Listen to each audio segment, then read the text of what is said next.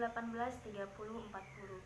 Kali ini saya akan membahas mengenai pendekatan dan strategi perubahan organisasi, yang mana di dalamnya akan membahas terkait yang pertama, bentuk strategi perubahan organisasi, yang kedua, komitmen terhadap perubahan yang dilanjutkan dengan perubahan organisasi, yang ketiga, arah pengembangan organisasi untuk pemecahan masalah, dan yang keempat, proses pengembangan organisasi dan arti penting pengembangan organisasi, dan yang terakhir yaitu peran pengembangan organisasi dan tahap pengembangan organisasi. Baik, yang pertama yaitu bentuk strategi perubahan organisasi. Menurut Kurt Lewin, perubahan organisasi merupakan suatu yang sistematis, yakni perubahan dari sesuatu objek yang menarik untuk beberapa akademisi dan praktisi menjadi suatu objek yang menarik untuk para eksekutif perusahaan untuk kelangsungan hidup organisasi. Dengan demikian, perubahan organisasi merupakan suatu pendekatan dan teknik perubahan organisasi yang di dalamnya terkandung suatu proses dan teknologi untuk penyusunan rancangan, arah, dan pelaksanaan perubahan organisasi secara berencana.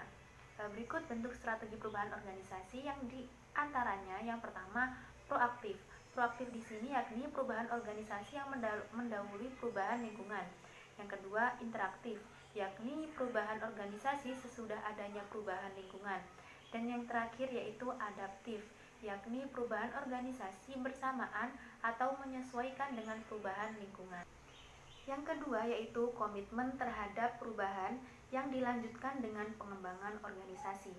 Jadi pengembangan organisasi ini merupakan suatu usaha jangka panjang yang didukung oleh pimpinan tinggi untuk memperbaiki proses-proses pemecahan masalah dan pembaharuan organisasi, terutama melalui diagnosa dan pengelolaan budaya organisasi secara kolaborasi dan lebih efektif dengan penekanan khusus pada tim kerja yang formal, tim sementara dan antar kelompok kebudayaan dengan bantuan konsultan, fasilitator, dan dengan penggunaan teori serta teknologi dari ilmu perilaku terapan termasuk penelitian tindakan. Yang ketiga, yakni arah pengembangan organisasi untuk pemecahan masalah. Proses kerjasama yang berlangsung dalam organisasi terkadang merupakan penyebab dilakukannya pengembangan organisasi. Problem yang timbul dapat menyangkut masalah sistem kerjasamanya dan dapat pula menyangkut perlengkapan atau peralatan yang digunakan. Sistem kerjasama yang birokratis atau sebaliknya dapat menyebabkan suatu organisasi menjadi tidak efisien. Berikut beberapa arah pengembangan organisasi untuk pemecahan masalah. Yang pertama, pertentangan tujuan. Yang kedua, komunikasi yang kurang harmonis. Yang ketiga, konflik yang didiamkan. Yang keempat, kerjasama yang kurang baik. Yang kelima, persaingan yang kurang sehat. Yang keenam, pengambilan keputusan yang salah. Yang ketujuh, respon yang lamban terhadap perubahan. Dan yang terakhir yaitu rendahnya perubahan. Tujuan dari pengembangan organisasi ini diantaranya yang pertama, berusaha meningkatkan prestasi keseluruhan dari kelompok, departemen, organisasi secara keseluruhan. Yang kedua, memudahkan pemecahan masalah dalam pekerjaan dan meningkatkan mutu keputusan. Yang ketiga, mengadakan perubahan-perubahan yang lebih efektif. Yang keempat, mengurangi pertentangan yang sifatnya merusak dan membuatnya menjadi lebih efektif. Yang kelima, meningkatkan keterlibatan dengan tujuan organisasi. Yang keenam, memelihara kerjasama di antara individu dan kelompok dalam pekerjaan. Pengembangan organisasi dengan melibatkan sentimen, emosi, harapan, dan kreativitas atau inovasi. Dan yang terakhir yaitu menggunakan metode action research. Yang keempat yaitu proses pengembangan organisasi dan arti penting pengembangan organisasi. Oke, yang pertama proses pengembangan organisasi. Di sini terdapat 4 proses, yakni yang pertama diagnosis organisasi, yang mana proses ini memahami cara organisasi saat ini berfungsi dan menyediakan informasi yang diperlukan untuk merancang interferensi perubahan. Yang kedua yaitu pengembangan strategi perubahan, tahap di mana suatu organisasi menerima adanya umpan balik yang didapatkan dan mempermudah suatu organisasi tersebut untuk berkembang. Yang ketiga, intervensi, yakni keadaan di mana suatu organisasi membutuhkan bantuan dari seseorang atau kelompok yang lain. Yang keempat yaitu pengukuran dan penilaian, yang mana kegiatan evaluasi dari mulai adanya permasalahan, kemudian berlanjut hingga campur tangan, dan kemudian pengukuran dan penilaian.